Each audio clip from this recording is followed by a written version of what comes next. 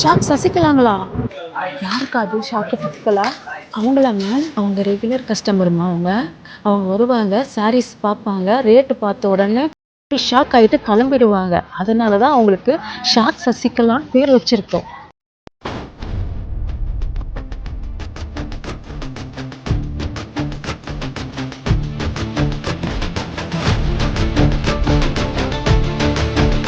அக்கா, அவங்க எதுவும் வாங்க மாட்டாங்கன்னு சொன்னீங்க, வாங்கிட்டு போறாங்க. அதாம்மா எனக்கே ஷாக்கா இருக்கு.